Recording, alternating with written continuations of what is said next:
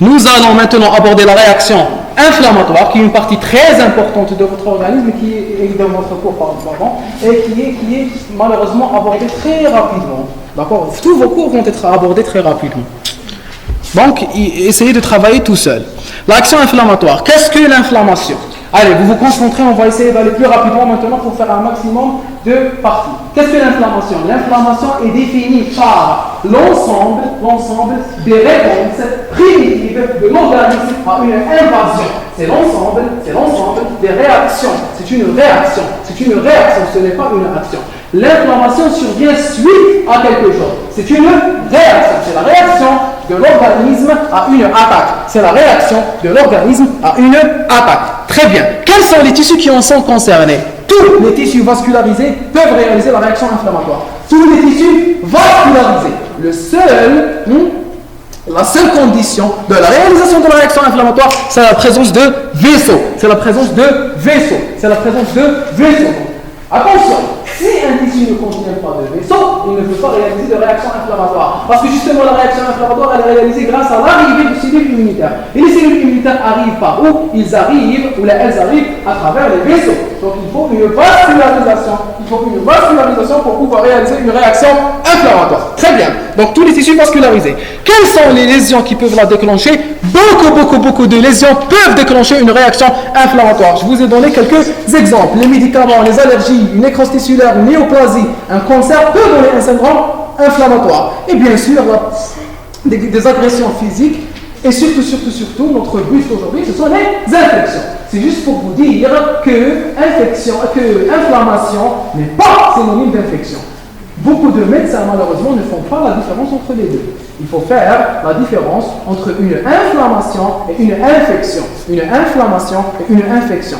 Une inflammation, c'est la réaction inflammatoire. C'est la réponse de l'organisme à une attaque. Une infection, c'est l'invasion de mon organisme par un micro-organisme.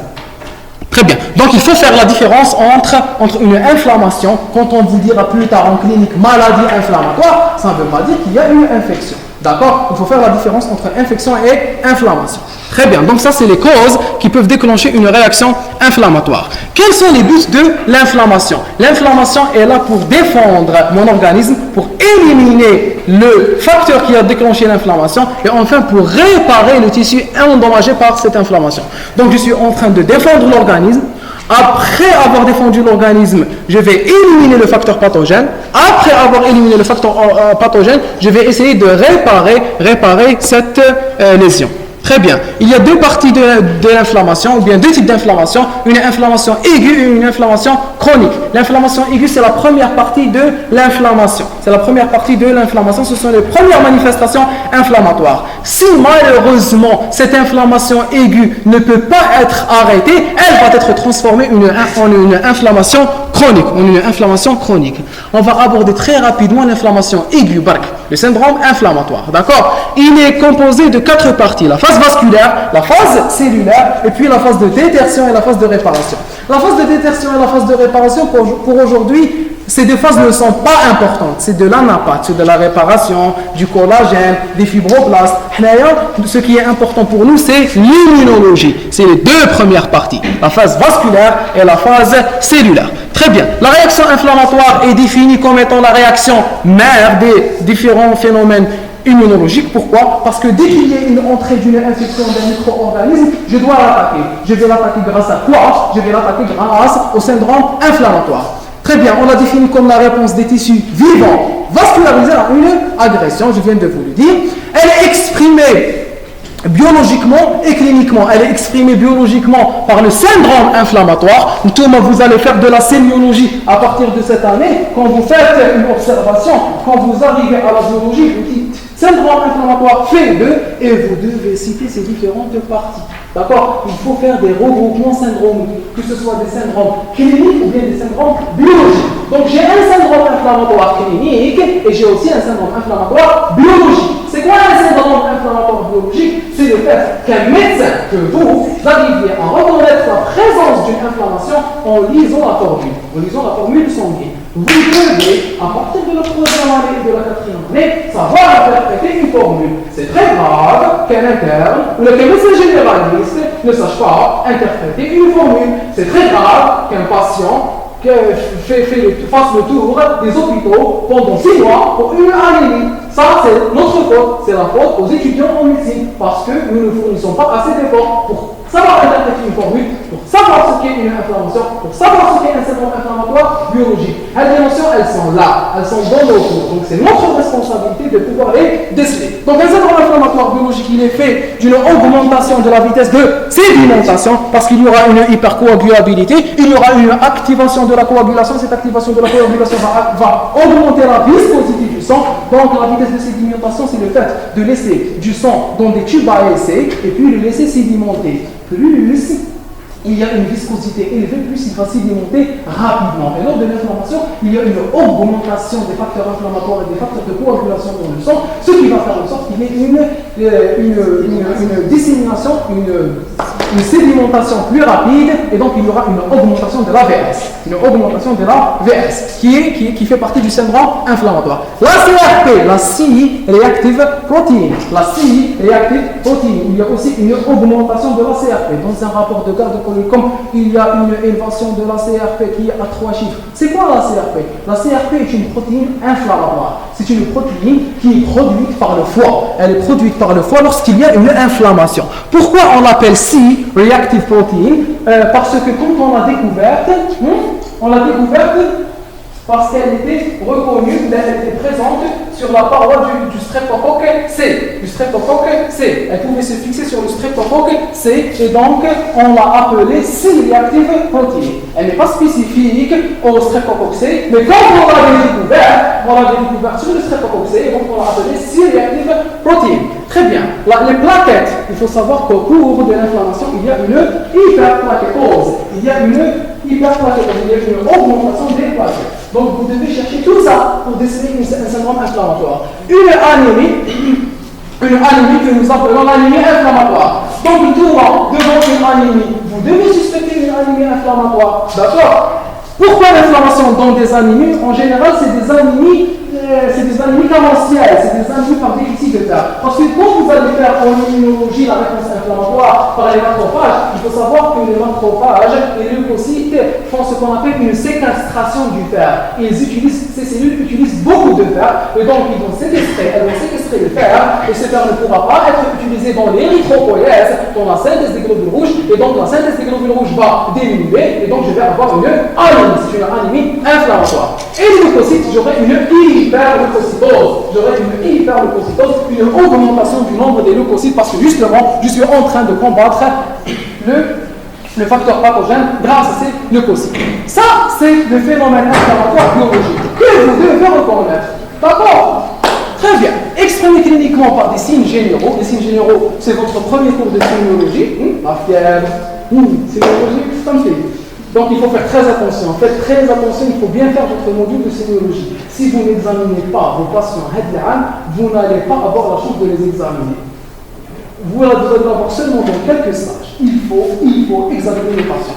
Quand on est en troisième année, notre résident ne faisait venir à 8h, d'accord, on a commencé à 9h, il nous disait venir à 8h, et de 8h à 9h, on examinait les patients. On examine chaque mardi. D'accord, toute l'année, une fois par semaine, ça va suffire si vous travaillez très sérieusement. Mais il est Joe, ou trois de couloir, ou trois de Grissot, ou trois de la salle de TD, ça ne marche pas comme ça. Et vous n'allez pas à l'hôpital pour faire des TD. Vous mettez chez le résident de cours pour ne pas assister. Parce que c'est très grave, il faut toucher aux patients, il faut examiner les patients. Parce que maintenant, vous avez le droit de vous tromper, mais quand vous ratez une urgence une fois généraliste, c'est très grave. D'accord? Très bien. Donc, les signes généraux, une fièvre, une altération de l'état général et des phénomènes locaux. Dans la localisation, dans le lieu où a lieu l'invasion du facteur pathogène. C'est quoi ces phénomènes locaux? On les regroupe, il y en a 5, mais on les regroupe dans une tétrade. La tétrade de Chelsea, ou bien la tétrade de Chelsea. En français, on l'appelle la tétrade de Chelsea. Chelsea, c'était un médecin romain. Il est né dans l'année 27 à peu près, l'année 27 avant Jésus-Christ. à l'année 27, déjà, il a décrit l'inflammation et tout. D'accord? Donc, c'est quoi la tétrade de Chelsea? C'est la rougeur, chaleur, tuméfaction et douleur. Il les a regroupés sous le nom de rugor, calor, douleur et tumeur. Tumeur, c'est la tuméfaction. Je vais vous donner une image, ça va vous aider. La cinquième partie du syndrome inflammatoire, c'est la disparition de la fonction. Un tissu inflammatoire, c'est un tissu malade. Et puisqu'il est malade, il va diminuer sa fonction. Très bien. Donc, c'est quoi le syndrome inflammatoire clinique, local?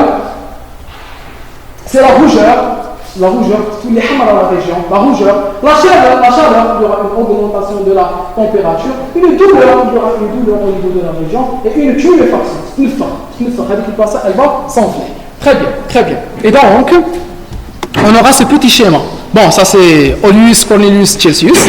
Et ça, c'est les différentes manifestations. Nous avons la fameuse rougeur, d'accord, la tumeur, ou bien l'augmentation, la tuméfaction, la douleur, d'accord, la chaleur, l'augmentation de la température, et enfin, loss of function, la disparition de la fonction, ou la mehdarchmishkin. Donc, quand on a une inflammation dans une dent, on n'arrive pas à parler. Il y a une disparition de la fonction. Ouais, il les avait décrits comme ça. Regardez, ça c'est plus beau, d'accord? Très bien, l'inflammation.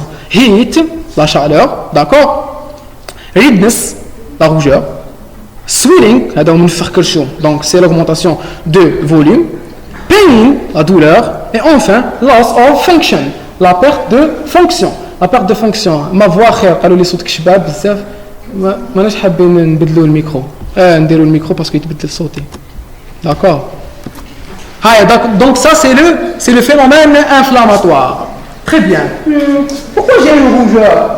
Parce que quand j'ai un syndrome inflammatoire, il y a une vasodilatation, il y a une extravasation du sang dans les tissus conjonctifs, il y a une augmentation de l'arrivée de sang. Et cette augmentation de l'arrivée de sang va augmenter la rougeur dans cet endroit. Donc j'aurai une rougeur. Pourquoi j'ai une chaleur? Parce que j'ai une vasodilatation, il y aura une accélération de la circulation sanguine, il y aura plus de sang qui va affluer, il y aura plus de frottement entre le sang et les parois vasculaires, et j'aurai une augmentation de la température. C'est la chaleur. Pourquoi j'ai une tumeur? Pourquoi j'ai une augmentation de volume? Parce qu'il y a une augmentation de la perméabilité, une migration du sang à travers le tissu conjonctif et une augmentation du volume. Et pourquoi j'ai une douleur? Parce que justement, cette migration de sang à travers les vaisseaux sanguins va comprimer les terminaisons nerveuses et j'aurai une douleur. Très bien. Allez, on avance. On a presque terminé avec le syndrome inflammatoire. L'inflammation fait intervenir des cellules, des vaisseaux, des modifications de la matrice extracellulaire et enfin des différents médiateurs chimiques qu'on va découvrir tout de suite. Donc, il y aura des cellules et des facteurs humains. On avance. La phase vasculaire. Il y aura trois phénomènes, la congestion, l'œdème et la diapédèse. Là, on va faire seulement les parties qui concernent l'immunologie, c'est-à-dire la diapédèse. La diapédèse, elle est très importante. Quels sont les différents phénomènes qui permettent à une cellule de sortir des vaisseaux sanguins pour aller dans le site inflammatoire? Vous allez avoir les diapos, ce n'est pas la peine d'écrire. Donc, voici un petit schéma. Ça, c'est un tissu. Avec deux types de cellules. Des cellules parenchymateuses et des cellules stromales. Au milieu, vous avez un vaisseau sanguin. Comme vous voyez, c'est beau. C'est tout bien. Très bien. Donc, vous avez un vaisseau sanguin et vous avez trois cellules stromales en haut et trois cellules ou quatre cellules parenchymateuses en bas. D'accord? Donc, les cellules stromales, c'est quoi? C'est le macrophage, c'est le signe du macrophage. Elles comme leucocytes et elles comme mastocytes. Ce sont des cellules stromales. C'est des cellules Pourquoi? Parce que ces cellules, ce sont des cellules parenchymateuses. Quelle est la différence entre une cellule stromale et une cellule parenchymateuse? Qu'est-ce qu'une cellule parenchymateuse et qu'est-ce qu'une cellule stromale? Regardez-moi. La cellule parenchymateuse, c'est la cellule constituant le tissu de l'organe. C'est elle qui est responsable de la fonction tissulaire. La cellule parenchymateuse du foie, c'est les parocytes. La cellule parenchymateuse du poumon, ce sont les cellules alvéolaires. Les pneumocytes, c'est mieux de dire pneumocytes. D'accord? Les cellules parenchymateuses du cerveau, ce sont les neurones. D'accord? Très bien. Donc, ce sont les cellules qui constituent l'organe lui-même et qui permettent de réaliser sa fonction. Les cellules stromales, ce sont les cellules du tissu conjonctif. Ce sont les cellules du tissu conjonctif et qui vont aider les cellules parenchymateuses. Comment elles vont les aider? Elles vont les aider en leur donnant des nutriments et en les protégeant. Donc elles sont là pour surveiller le fonctionnement des cellules parenchymateuses, mais aussi pour les nourrir et pour les protéger. Très bien. Est-ce que c'est clair? Cellules parenchymateuses, cellules stromales. Très bien, donc revenons à notre tissu, notre joli tissu. Supposons qu'il y ait une bactérie, une méchante bactérie ou bien un méchant micro-organisme qui vient d'arriver. Là, on va parler de notre système immunitaire. Oui, des questions? Elle est où celle qui parle? Je peux vous D'accord. S'il vous plaît, ensuite, supposons qu'il y ait une invasion. Maintenant, chez vous, toutes les parties qui vont arriver à partir de maintenant, elles sont comprises dans votre programme. Il y a même ce qu'on a vu ce matin, mais là, c'est des phénomènes que vous devez connaître par cœur. D'accord? Tout commence ici. Il y a une entrée d'un micro-organisme à l'intérieur d'un tissu. Je suis en train de vous dire ici quelles sont les fonctions de ces cellules stromales. Les cellules stromales. Ces cellules. D'accord? Ces cellules stromales. Je vous ai cité les mastocytes. Elles ont comme fonction la sécrétion de prostaglandine, d'histamine, de leucotriène et de platelet activating factor. C'est quoi le platelet activating factor? C'est les facteurs activateurs des plaquettes. On va voir pourquoi. Très bien. Les mastocytes, les lymphocytes et les macrophages peuvent sécréter des cytokines. C'est quoi une cytokine? Une cytokine est une molécule utilisée pour la communication entre une cellule et une autre cellule. Elles peuvent être utilisées par plusieurs types cellulaires, mais elles sont surtout utilisées par les cellules immunitaires. Les cellules immunitaires communiquent entre elles grâce aux cytokines. Les cellules immunitaires communiquent entre elles grâce à des cytokines. Très bien. Les cellules épithéliales, les cellules parenchymateuses, elles peuvent aussi sécréter des prostaglandines. Pourquoi on les appelle prostaglandines? Parce qu'on les a découvertes la première fois dans la prostate. Très bien. On avance. Très bien. Il y a eu une entrée du micro-organisme. L'entrée du micro-organisme va stimuler la sécrétion de prostaglandine. Il y aura une sécrétion de prostaglandine et une augmentation de prostaglandine dans le milieu. Est-ce que vous êtes d'accord? Très bien. On avance. La prostaglandine est certains prostaglandines, c'est des puissants vasodilatateurs. Il y aura une vasodilatation. Vous connaissez la vasodilatation? C'est l'augmentation locale du diamètre d'un vaisseau sanguin. D'accord? Il y aura une vasodilatation. Très bien. Cette vasodilatation va permettre la migration de certaines protéines vers le tissu inflammatoire. Est-ce que vous êtes d'accord jusque-là? Très bien. Donc, j'aurai deux types de protéines. Des protéines formées in situ par les cellules stromales, comme les prostaglandines, et des protéines qui arrivent grâce à la vascularisation. Tous ces facteurs, les protéines formées in situ, les protéines plasmatiques, forment ce qu'on appelle les médiateurs de l'inflammation.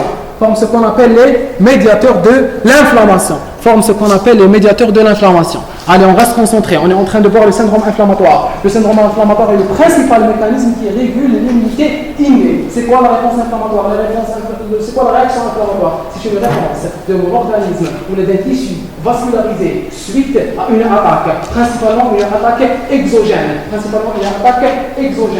réponse se fait par la libération, premièrement la libération de l'histamine et des prostaglandines. D'abord le prostaglandine. Il y aura une libération des prostaglandines par les cellules stromales, par les mastocytes, par les lymphocytes, par les macrophages et par les cellules épithéliales. Il y aura une libération des prostaglandines. La libération des prostaglandines va créer une vasodilatation. Cette vasodilatation va permettre l'arrivée et la sortie d'autres protéines vers le tissu interstitiel. Les protéines qui ont été formées in situ, plus les protéines qui sont arrivées par le sang, elles constituent, ces deux types de protéines vont constituer ce que j'appelle le médiateur de l'inflammation. Ce sont des protéines qui sont responsables du déroulement et de la continuité du syndrome inflammatoire.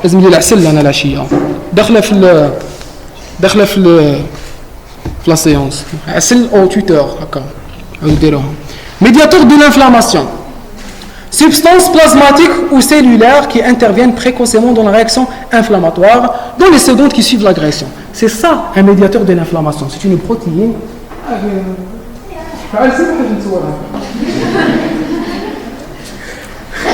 Choukran. La réaction inflammatoire dans les secondes. Qu'est-ce que je viens de dire? Là, juste maintenant. Bref. On oublie. À midi, d'accord? Choukran. Bon, des fois, je suis désolé. Très bien. Mon Dieu, les orchestres les déroulements de la réaction inflammatoire. En plus, j'ai été méchant. Pas bien la méchant. Non, c'était pas méchant. Non. Très bien. Allez, on continue. Donc, ces différentes protéines, soit qui arrivent par les vaisseaux sanguins, soit qui sont libérées in situ, elles vont constituer la réponse inflammatoire, ou elles vont orchestrer et médier la réponse inflammatoire. Allez. Donc, parmi ces protéines, il y a des cytokines, comme c'est des moyens de communication, il y a des chymokines. S'il vous plaît, si vous arrivez au moins à définir les notions que nous sommes en train d'aborder aujourd'hui, c'est déjà beaucoup. C'est quoi une chymokine? Une chymokine, c'est une cytokine. Une chymokine, c'est une cytokine spécifique. Elle a la capacité d'attirer une cellule immunitaire. Les chymokines sont des moyens d'attraction, ce sont des facteurs chimiotactiques. Est-ce que vous vous souvenez du dessin animé dans les anciens dessins animés de Warner Bros? Quand quelqu'un est alléché par une odeur, la maîtresse de maison qui attend, un poulet rôti. Elle commence à l'attirer. Donc c'est un facteur chimiotactique, il va suivre l'odeur.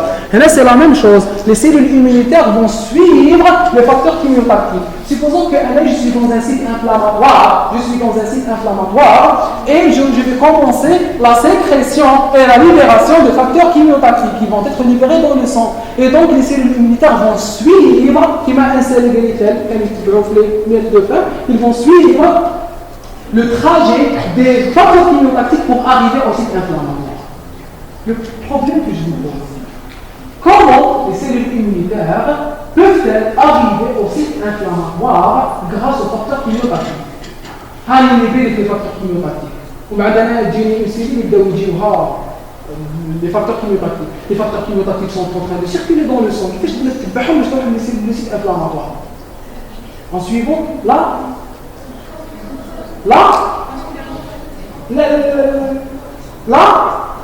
de concentration.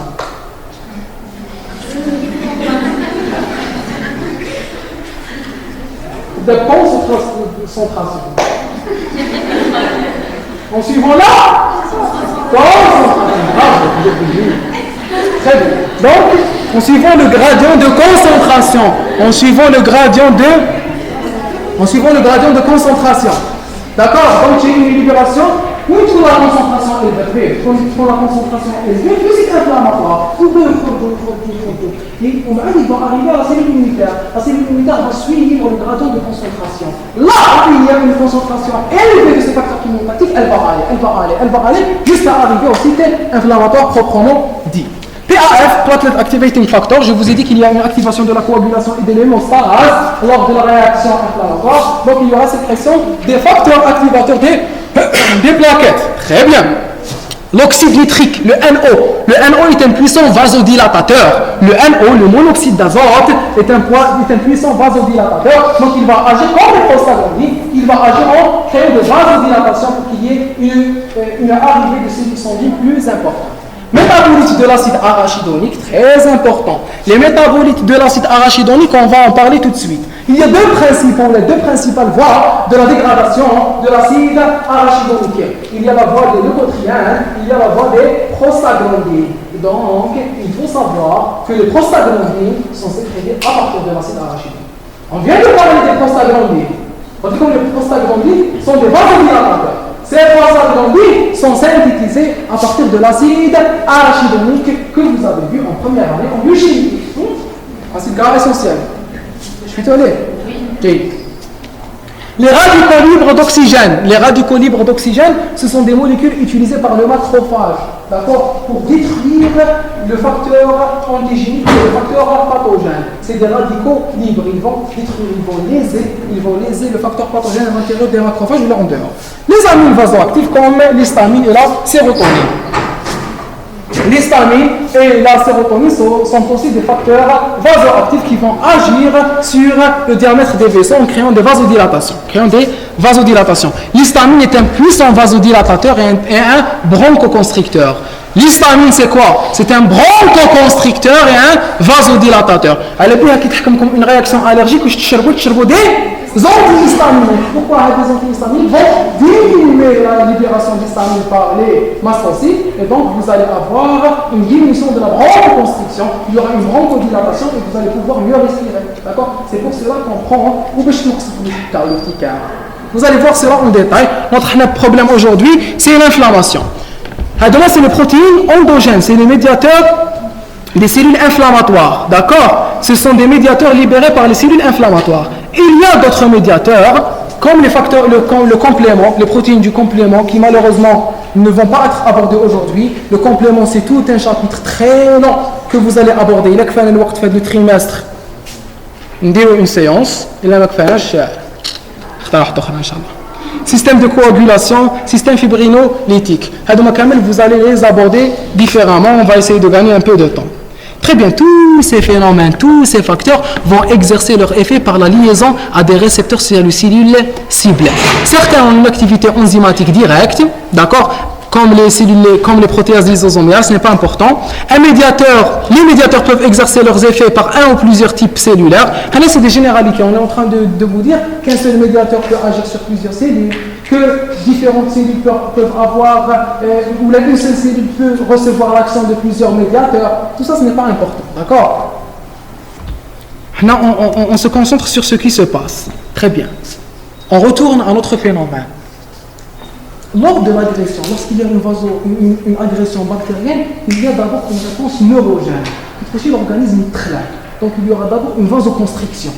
D'accord? Il y a une vasoconstriction neurogène. Elle est ensuite suivie par une vasodilatation. Il y a une vasoconstriction qui n'est pas importante dans le phénomène inflammatoire, qui sera suivie par une vasodilatation. Elle est là, on doit la citer.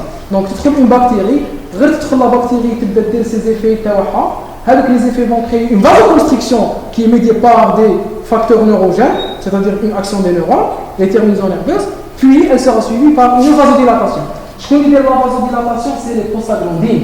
C'est les prostaglandines qui sont responsables de la vasodilatation. Elle est chimiomédiée. On vous dit elle est chimiomédiée parce qu'elle est médiée par des facteurs chimiques. Elle est médiée par des facteurs chimiques, principalement les prostaglandines. Très bien. Qu'est-ce qu'il va y avoir? Il va y avoir une augmentation de la perméabilité, une ouverture des pores par des contractions et des rétractions. J'ai un vaisseau sanguin qui est imperméable, il est formé par des endocytes, et ces endocytes vont faire des contractions et des rétractions. C'est quoi la différence entre une contraction et une rétraction? Une contraction, c'est une réduction importante du diamètre. Une rétraction, c'est une diminution moins importante du diamètre. Si par exemple vous avez ici des cellules endothéliales qui forment la paroi vasculaire, tout ça c'est un vaisseau. D'accord? La contraction, il y aura une contraction de cette cellule, une contraction de cette cellule. Donc, il y aura une diminution des diamètres. D'accord? Et il y aura la création de pores. Et ces pores vont laisser passer l'eau. Bon, l'eau va passer dans ce sens, bien sûr. Parce qu'il y a une extravasation du sang. Le sang va sortir du vaisseau pour aller dans les tissus. D'accord? Donc, une contraction, c'est une réduction importante du diamètre. Une rétraction, c'est une réduction moins importante du diamètre. Donc, j'ai la cellule. Soit j'ai une rétraction, soit j'ai une contraction. Soit j'ai une rétraction, soit j'ai une contraction. D'accord? C'est très important. Pourquoi? Parce que au début, il y a une contraction. Il n'y a pas de rétraction. Au début, il y a une contraction rapide par l'histamine. Ensuite, l'histamine va partir, il va diminuer, ses effets vont disparaître et il y aura une rétraction. Il y aura une rétraction qui est médiée par l'interleukine 1 et la TNF-alpha. Allez, ça commence à se compliquer. Je reprends. Maintenant, il y a eu une sécrétion des prostaglandines. Les prostaglandines ont stimulé la sécrétion d'autres facteurs. Parmi ces facteurs, il y a des facteurs qui sont libérés rapidement. Pourquoi ces facteurs sont libérés rapidement? Parce qu'ils sont préformés. Il faut savoir que les mastocytes, elles ont des granules d'histamine cachées. Vous allez voir cela au deuxième trimestre dans le cours hypersensibilité de type 1. D'accord? Donc il faut savoir que les mastocytes ont des granules préparées d'histamine. Dès qu'il y a l'activation des mastocytes, il y a une libération rapide. De l'histamine. Donc l'histamine est libérée rapidement parce qu'il est préformé. J'ai des facteurs qui sont préformés et j'ai des facteurs qui sont néoformés. Préformés, maintenant, ils ont été formés avant le début de la réaction inflammatoire. Néoformés, maintenant, ils ne sont formés qu'à partir du début de la réaction inflammatoire. Donc au début, puisque l'histamine est préformé, il est prêt. Dès qu'il y a la réaction inflammatoire, libération des prostaglandines, hop, il est libéré. Il va faire une contraction. Mais son effet va disparaître rapidement. Et il y aura ensuite très lentement une sécrétion de l'interleukine 1 et de la TNF-alpha, qui eux ne peuvent pas réaliser de période de contraction, mais qui peuvent durer. Ils vont durer et faire des rétractions. Donc au cours du syndrome inflammatoire, il y a au début une contraction, mais cette contraction ne dure pas. Ensuite, elle sera suivie par des rétractions, et ces rétractions vont durer. Très bien. C'est clair? Vous savez, ce n'est pas aussi simple que ça. Hein? Très bien. Les fameuses prostates, le fameux acide arachidonique. Il faut savoir qu'au cours de l'inflammation, j'ai deux principaux facteurs qui vont agir. Les fameuses prostaglandines et les leucotriènes. Les leucotriènes, on va voir leur effet. Les deux sont synthétisés à partir de l'acide arachidonique. Vous savez très bien que la membrane plasmique, elle est formée par une bicouche lipidique. Et la bicouche lipidique, elle est formée par quoi? Elle est formée par deux couches de glycérophospholipides. Je suis parlé de glycérophospholipides. Le glycérophospholipides, il est formé à partir de quoi? Il est formé à partir d'un squelette. Le squelette, c'est un squelette de glycérol. Sur le glycérol, il y a une fixation de deux acides gras. Ces deux acides gras font du glycérol un diacide glycérol ou bien un diglycéride. Sur le diglycéride va se fixer un phosphore pour donner l'acide phosphatidique. Sur le phosphore de l'acide phosphatidique va se fixer un alcool pour me donner un glycérophospholipide. Et j'ai des phospholipides aminés et non aminés. C'est tout. Le chimie. Très bien. C'est pas important. Le plus important, c'est que sur ce glycérophospholipide, j'ai des acides gras. Parmi ces acides gras, il y a l'acide arachidonique. Donc je vais prendre la membrane plasmique de cette mastocyte. Sur cette membrane plasmique, il y a le glycérophospholipide. Sur le glycérophospholipide et l'acide arachidonique, je vais faire l'action d'une phospholipase. La phospholipase va prendre l'acide arachidonique. Et à partir de cet arachidonique, je vais soit synthétiser les prostaglandines, soit synthétiser des leucotriènes. C'est pour cela que les cacahuètes, l'acide arachidonique, on le trouve dans les cacahuètes. D'accord? Les cacahuètes sont très importantes pour garder une bonne forme. Parce que les cacahuètes contiennent de l'acide arachidonique, et l'acide arachidonique est utilisé dans la réaction inflammatoire. Donc, tout le cacao. D'accord? Vous mangez des cacahuètes. Très bien. Donc, cet acide arachidonique, voici l'arachidonate ou l'acide arachidonique. Cet acide arachidonique peut être utilisé soit pour synthétiser des prostacyclines, et ces prostacyclines vont me donner des prostaglandines, soit des leucotriènes, et ces leucotriènes sont aussi des facteurs inflammatoires. Très bien, très bien. Hadi Rabesh, est-ce qu'il faut vous en parler ou là? Vous voulez savoir ou là? À la fin de la séance, rappelez-moi, vous allez étudier en cardiologie, et même cette année, on va vous dire que l'aspirine à forte dose est un anti-inflammatoire et à faible dose, c'est un anti-agrégant plaquettaire. Si vous connaissez des patients qui ont eu des IDM, des infarctus du myocarde, ils charbon de l'aspirine à de petites doses. D'accord? Même pour prévenir les accidents vasculaires. On va dire cela à la fin de la séance si vous voulez. Très bien. Maintenant, on arrive aux cellules inflammatoires, les polynucléaires. Les polynucléaires sont les premières cellules à arriver au site inflammatoire. Ce sont les premières cellules à arriver au site inflammatoire. Les caractéristiques, ce n'est pas important. L'essentiel, regardez ce qui va se passer. Voici un polynucléaire. Et ce polynucléaire, on va terminer finalement plus tôt que possible. Vers midi, on aura terminé. Il nous reste...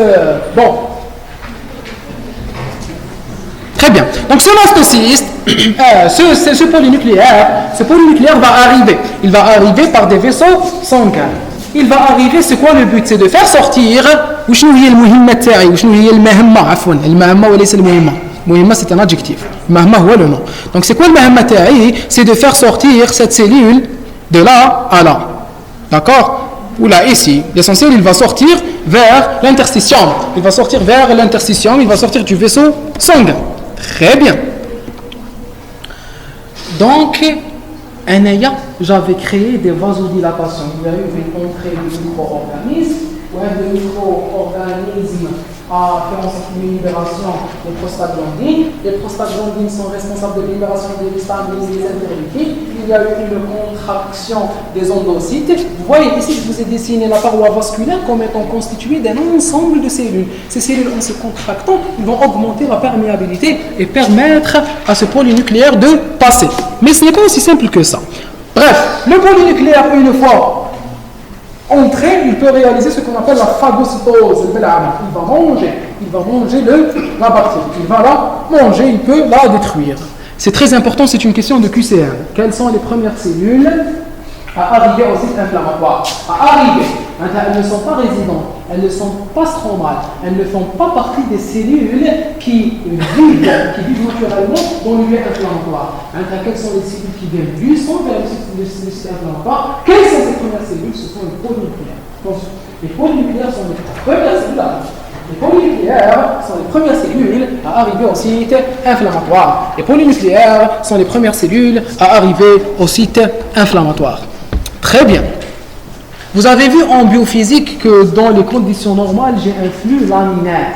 Dans les vaisseaux, j'ai un flux laminaire. Vous avez vu le flux laminaire et le flux turbulent en biophysique? Très bien. Donc, il y a une certaine organisation par taille. Il y a une organisation des cellules par taille. Si je vais de l'axe vers la périphérie, si je prends le vaisseau taille, d'accord? Ou l'axe taille. L'axe c'est le centre. Si je vais de l'axe vers la périphérie, si je vais de l'axe dans ce sens, de l'axe vers la périphérie, j'aurai une organisation de la disposition cellulaire dans cet ordre. Il y a les polynucléaires qui sont grosses, d'accord? Les polynucléaires, puis les globules rouges, puis les plaquettes, puis le plasma, ou la zone plasmatique acellulaire, qui ne contient pas de cellules. Donc, on est dans le vaisseau sanguin. Imaginez que le vaisseau sanguin, c'est un tuyau. Le vaisseau sanguin, c'est un tuyau. Le tuyau, mais fait les cellules anarchiquement. Non. D'accord? Il y a une organisation de la circulation cellulaire. Les cellules les plus grosses sont contenues dans le sang. Les cellules immunitaires, les polynucléaires sont contenues dans le centre du flux. Puis en dehors d'elles, il y a les globules rouges qui sont un peu moins volumineux. Puis en dehors d'elles, il y a les plaquettes. Et puis en dehors d'elles, il y a du plasma liquide. Donc le contact à la paroi vasculaire, elle est faite par du plasma, elle n'est pas faite par des cellules. Les cellules sont éloignées, elles sont isolées de la paroi vasculaire par le plasma, du liquide qui circule sans cellules. Du liquide qui circule sans cellules. Ça, c'est le flux laminaire. Cela permet de garder une certaine fluidité et d'éviter qu'il y ait des coagulations dans le sang. D'accord? Cela empêche qu'il y ait un contact entre les cellules endothéliales de la paroi et les cellules vasculaires, ou les cellules immunitaires, ou les cellules, les érythrocytes, ou les cellules sanguines. D'accord? Très bien. Donc, gardez en tête cette organisation. Polynucléaire, globule rouge, plaquette, puis plasma seul. Polynucléaire, globule rouge, plaquette, puis plasma seul. Très bien. Donc voici cette organisation, je l'ai un peu schématisée. La plus grosse cellule est au centre, elle est entourée par les globules rouges, puis enfin les plaquettes, et enfin il y a du plasma qui est isolé, qui ne contient pas de cellules. C'est clair? Très bien. Au cours de l'inflammation, regardez ce qui se passe.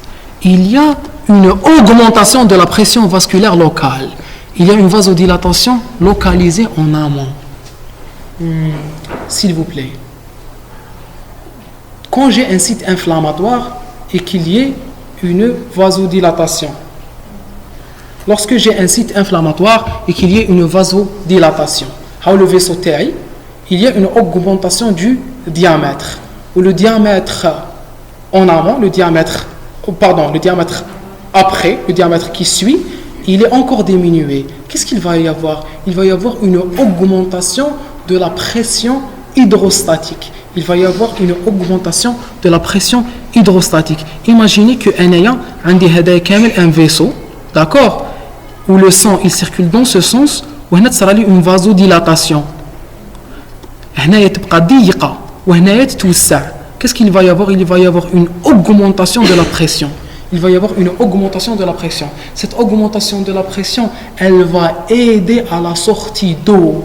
Elle va aider à la sortie d'eau vers le milieu interstitiel. Cette notion est très importante. Vous avez fait la deuxième année, vous avez fait la physiologie rénale, vous avez fait ce qu'est une artériole afférente et une artériole efférente. Vous avez fait que la vasoconstriction de l'artériole efférente augmente la filtration glomérulaire parce que justement j'empêche le sang de sortir par l'artériole efférente. Il y aura une augmentation de la pression hydrostatique au niveau des glomérules. Il y aura donc une augmentation de la filtration des glomérules vers la capsule de Bowman, vers le milieu tubulaire. Donc quand j'augmente la pression, quand je diminue le diamètre, quand je crée des vasoconstrictions en aval, quand je crée des vasoconstrictions après, je crée une augmentation de la pression hydrostatique et cette augmentation de la pression hydrostatique va pousser l'eau, va pousser le plasma à sortir par un autre moyen. Dans les tubules rénaux, dans le glomérule rénal, il va sortir à travers les glomérules vers la capsule de Bowman parce que justement il y a un moyen de filtration, il y a un moyen de sortie. Il n'y a pas d'autre sortie. Donc qu'est-ce qu'il va faire? Il va carrément sortir du vaisseau. Donc il y a une vasoconstriction. Cette vasoconstriction, elle est suivie par une vasodilatation. Et cette vasodilatation va faire en sorte qu'il y ait une migration. Il y a une migration des fluides. Il y a une migration des fluides du milieu vasculaire vers le milieu interstitiel. Est-ce que vous avez compris pourquoi la vasodilatation augmente la pression hydrostatique et ne la diminue pas? Quand j'ai un vaisseau, et que je crée des vasodilatations, comme le vaisseau, attention, la vasodilatation diminue la pression hydrostatique. On est d'accord? Si j'ai un fluide qui circule dans un vaisseau, et que je diminue, que j'augmente le diamètre, la pression va diminuer. Donc, quand je crée des vasoconstrictions, la pression augmente. C'est comme un tuyau à vous augmentez la pression et vous les giclez. Donc la diminution du diamètre, c'est elle qui augmente la pression. Mais là, je suis en train de comparer entre deux milieux. Une vasoconstriction, mais après il y a une vasodilatation. Donc cette vasodilatation va augmenter l'arrivée d'eau. Et l'augmentation de l'arrivée d'eau va augmenter la pression hydrostatique. Il y aura une augmentation de la migration de l'eau du milieu vasculaire vers le milieu interstitiel. Eh bien, il y aura ensuite donc migration de l'eau vers le tissu interstitiel. Cette augmentation d'eau va diminuer la quantité d'eau dans le vaisseau et il y aura une hémoconcentration. Les cellules vont rester seules. Elles vont perdre tout le liquide. Pourquoi? Parce que le liquide est parti dans le milieu interstitiel. Il y aura donc une augmentation de la viscosité sanguine et donc accolement des globules rouges les uns aux autres. Il y aura une diminution de l'écoulement du sang et une stase vasculaire. J'avais du sang fait d'eau et de cellules. L'eau est sortie. Les cellules sont restées seules. Il y aura deux résultats. Le premier résultat, c'est que ces cellules vont augmenter le contact les unes avec les autres. Elles vont augmenter le contact les unes avec les autres. Il n'y a plus d'eau pour les séparer. Donc elles vont se rapprocher les unes des autres. Les globules rouges vont s'accoler les unes aux autres. Il y aura une augmentation de la viscosité. D'accord? Le maillot sa vitesse va encore diminuer. Il y aura une stase, une diminution de la vitesse du flux sanguin. Donc, sortie de l'eau et la concentration. Augmentation de la viscosité. Il y a eu une stase, une diminution de la vitesse d'écoulement du sang. 1. 2, il faut savoir que ces globules rouges qui se sont accolés les unes aux autres, elles vont créer des agrégats, elles vont créer des grosses molécules. Ces grosses molécules vont devenir plus grosses que le polynucléaire. Donc elles vont prendre sa place au centre. Elles vont prendre sa place et le chasser vers la périphérie. Les globules rouges étaient plus petites que le polynucléaire. C'est pour cela que le polynucléaire était au centre. Mais maintenant, les globules rouges se sont assemblés. Et puisqu'ils se sont assemblés, ils vont avoir un volume qui est plus important que les cellules polynucléaires. Et donc, elles vont prendre sa place au centre et le chasser vers la périphérie. Quel est le résultat de la vasodilation? Je répète, il y a une sécrétion, une arrivée du pathogène, une sécrétion de prostaglandine, une vasodilatation, une sécrétion de l'histamine, une sécrétion de l'interleukine, il y a eu une contraction, il y a eu une rétraction, il y a eu une migration de l'eau, il y a eu une hémoconcentration, il y a eu une diminution de la rapidité d'eau dans les vaisseaux, il y a eu une augmentation du contact entre les cellules, il y a eu une augmentation de la viscosité sanguine, il y a eu une stase, il y a eu une diminution de la vitesse d'écoulement du sang, il y a eu aussi une création de gros agrégats cellulaires puis de globules rouges, et ces agrégats cellulaires vont chasser les polynucléaires vers la périphérie. Ils vont chasser les polynucléaires vers la périphérie. Donc le résultat final, c'est quoi? C'est une diminution de la vitesse des polynucléaires. En plus, les polynucléaires vont se retrouver à la périphérie. Donc ils vont se retrouver en contact avec la paroi des endocytes. Elles vont se retrouver en contact avec les endocytes. En contact avec la paroi des endocytes. Très bien. Donc, elles vont le chasser. Elles vont le chasser. Elles vont le chasser vers la périphérie. Il va s'approcher des endocytes. Il va s'approcher des endocytes. Très bien, très bien, très bien. Il y a la sécrétion de médiateurs inflammatoires. L'histamine, les leucotriènes et les thrombines. Dans cette planche, je vous ai cité ces molécules parce que ce sont les premières à être sécrétées. Ces molécules vont stimuler les cellules endothéliales. C'est ça la cellule endothéliale. C'est ça. La cellule endothéliale. C'est la cellule qui constitue la paroi. En les stimulant, ces cellules endothéliales vont exprimer des molécules d'adhésion. Elles vont exprimer que vous allez avoir un chapitre ce trimestre sur les molécules d'adhésion. Elle va exprimer des molécules spécifiques que j'appelle les P-sélectines. Attention,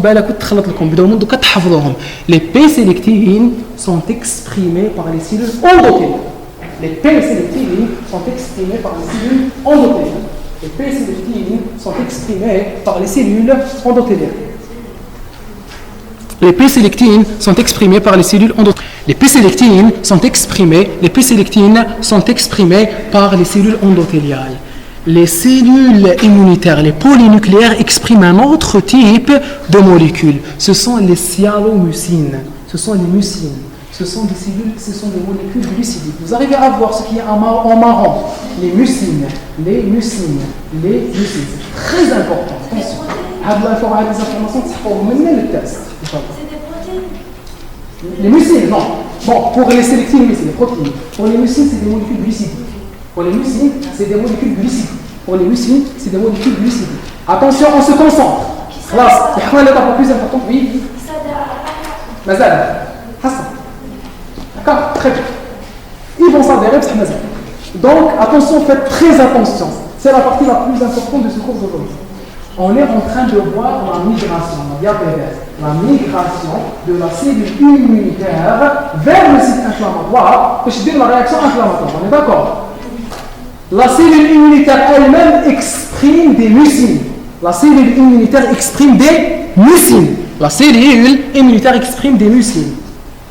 Et les cellules endothéliales, suite à l'activation par l'histamine, les leucotriènes et la thrombine, vont exprimer des P-sélectives. Elles vont exprimer quoi? Des P-sélectives. Ce sont les P-sélectives qui sont les premières molécules d'adhésion qui sont exprimées par les endocytes. S'il vous plaît, qu'est-ce qu'il y a? Il y a expression des mucines par les cellules polynucléaires et des sélectines par, plus précisément des P-sélectines par les cellules endothéliales. Il y aura un accolement entre les mucines et les P-sélectines. Est-ce qu'on est d'accord? Mais le contact entre les mucines et les sélectines, ce n'est pas un contact fort, ce n'est pas des liaisons fortes. Donc ici, c'est comme si deux personnes essayaient de se tenir, bon. C'est comme si quelqu'un voyageait dans le train et son ami, sont eux, d'accord, essayait de lui dire au revoir. Ou la un homme et sa femme, il allait en guerre et sa femme allait, oui, non, d'accord, elle a commencé à courir, ne pars pas, ne me laisse pas seul avec eux, d'accord, ne me laisse pas seul. Donc elle va commencer à tirer sa main pour l'attraper, ça il y aura de faibles contact. Le contact, parce que je dirais qu'il m'a la locomotive. Donc il y aura de faibles contacts et c'est des contacts qui sont éphémères. Ce sont des contacts qui sont éphémères. Attention, la liaison entre les sélectines et les mucines sont des liaisons faibles. L'expression des P-sélectines est suivie par l'expression des E-sélectines. Des E-sélectines par les endocytes. هاي شكون الشاطر ولا الشاطرة اللي يقدر يتبع معايا دوكا شوفوا قلت لكم مقبل باللي il y aura une contraction suivie par une rétraction. شفيتوا وقلت لكم باللي la contraction elle est rapide et éphémère ou elle est provoquée par l'histamine. وقلت لكم باللي la rétraction elle est tardive ou elle est exprimée par les interleukines et les TNF. هنا ce sera la même chose. Donc les molécules qui ont stimulé la contraction et les rétractions, ce sont les mêmes molécules qui vont agir de cas. Les premières, c'était l'histamine. Donc l'histamine va commencer par stimuler les cellules endothéliales à exprimer les P-sélectines et ensuite l'interleukine 1 et la TNF vont stimuler les cellules endothéliales à exprimer les E-sélectines. Donc j'aurai par les cellules endothéliales une expression des P-sélectines puis des E-sélectines. P-sélectines puis E-sélectines. P-sélectine puis E-sélectine. Les deux molécules P-sélectine et E-sélectine se lient en mucine, se lient en mucine des cellules polynucléaires.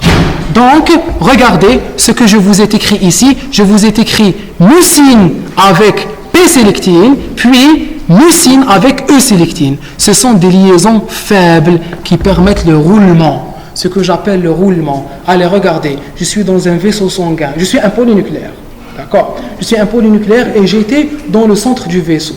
Il y a eu une vasodilatation, une augmentation de la perméabilité, une migration de l'eau, une augmentation de la concentration au niveau du vaisseau.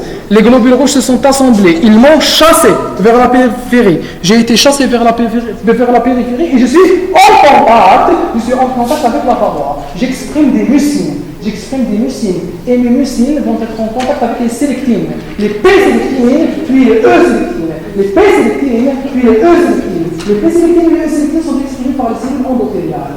D'ailleurs, je suis une grosse cellule comme Doura, d'accord, et je suis en train d'aller en contact avec la paroi vasculaire, d'accord, et je suis en train de mettre des contacts. Et les contacts, ce sont des contacts faibles. Donc, les spions, je me détache. Cela va permettre ce qu'on appelle un roulement. Attachement, détachement.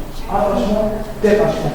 Attachement, détachement. Le globule blanc, le polynucléaire, va rouler.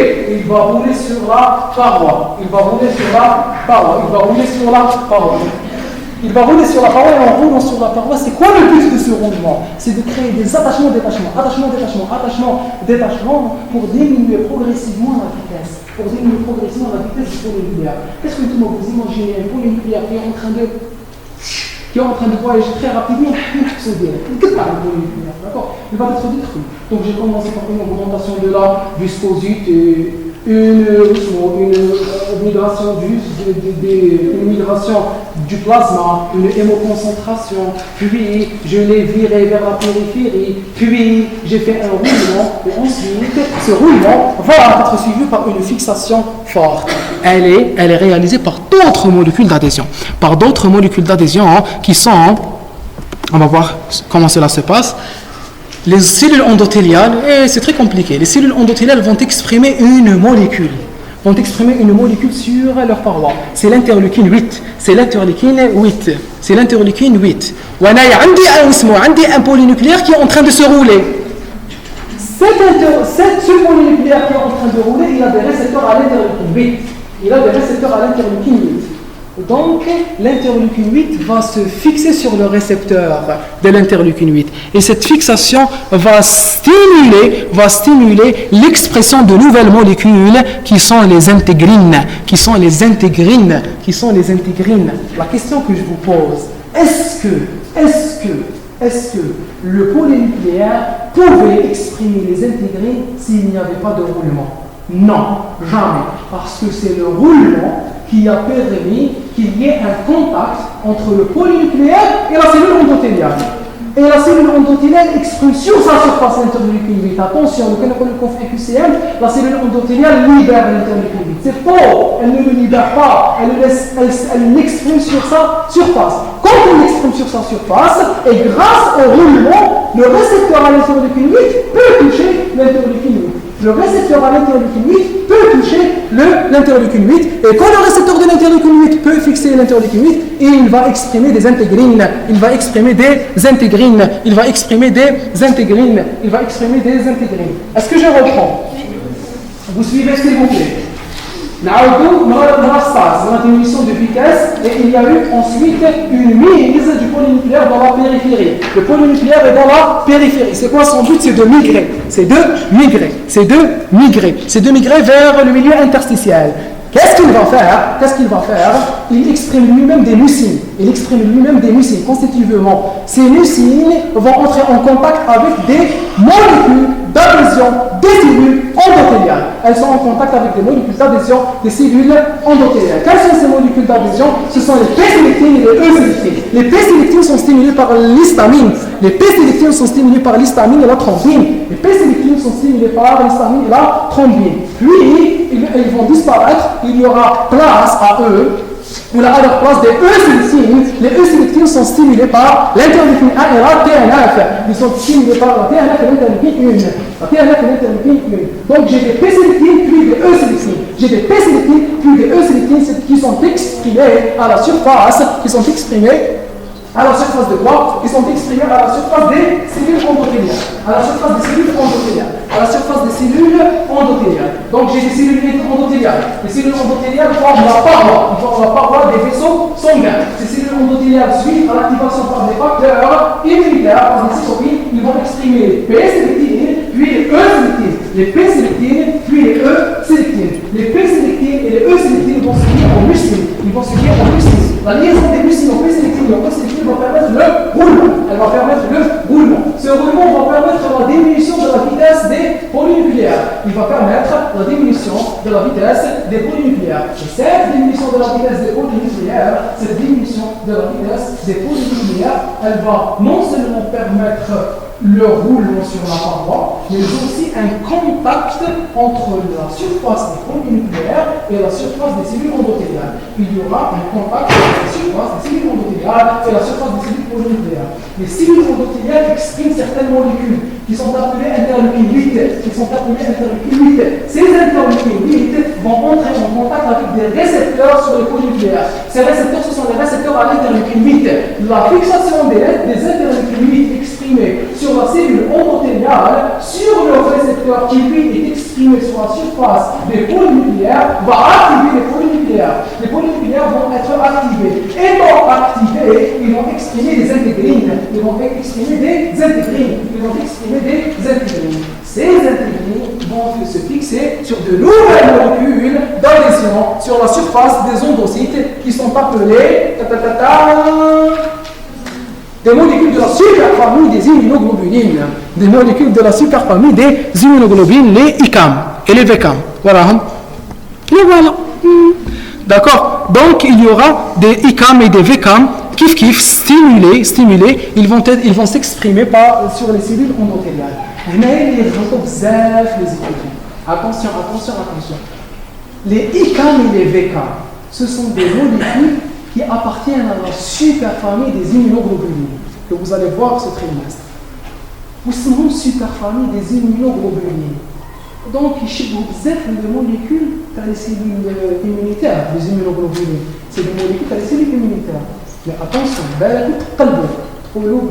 puisque les ICAM ou les VCAM, ce sont des molécules immunitaires, donc ils vont être exprimés par les leucocytes. Non, c'est faux.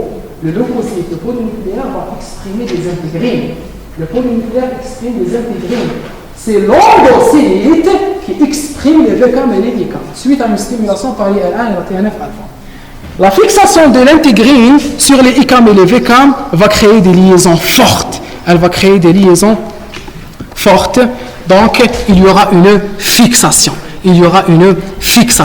il y aura une fixation. Et cette fixation va permettre l'entrée par diapédèse de la cellule immunitaire vers le vaisseau à travers des facteurs qu'on ne va pas détailler maintenant. Ce n'est pas le but carrément, c'est la partie purement immunologique. Les sélectines permettent de sélectionner. Les endocytes vont les sélectionner. Les intégrines vont permettre de les intégrer. Ça sera un bon moyen de vous en souvenir. Les sélectines sélectionnent les cellules immunitaires. Les intégrines les intègrent. Donc, quelles sont les premières molécules à agir? Ce sont les sélectines. Très bien. Quelles sont celles qui vont interagir en face? Ce sont les intégrines. Allez, rapidement. Les mucines, elles sont exprimées par quoi? Très bien. Les P-sélectives et les E-sélectives. Ça va, j'entends aussi. Les ICAM et les VK. Les intégrés. Qui peut reprendre tout le phénomène? Allez, s'il vous plaît. Rapidement. J'ai un polynucléaire. Le polynucléaire va exprimer des mucines. Les mucines vont se fixer sur les P-sélectines. Ensuite, ils vont se fixer sur les E-sélectines. La fixation sur la P-sélectine et la E-sélectine permet le roulement. Le roulement permet un contact avec l'interleukinite. L'interleukinite va se fixer sur son récepteur sur le polynucléaire. La fixation de l'interleukinite sur son récepteur va permettre au polynucléaire d'exprimer des intégrines. Les intégrines vont se fixer sur les vitamines des vitamines sur la paroi de l'endocyte. La fixation des vitamines des vitamines sur les intégrines va permettre la fixation totale et continue des polynucléaires et ensuite leur entrée. Facilement. Très bien. Donc il y aura leur entrée. Oui. Non. Après, quand il y a activation par les facteurs immunologiques. D'accord? Hayam. Donc voici un petit schéma récapitulatif de tout ce qu'on vient de voir. Ensuite, on vous parle ici des NK. Qui sont des cellules naturelles. Ce sont des lymphocytes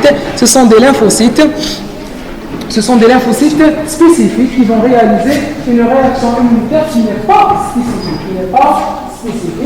Vous allez les voir en détail dans le cours déroulement de la réponse immunitaire. On ne va pas les détailler. Alors, on va voir maintenant comment se passe la réaction spécifique. L'immunité adaptative.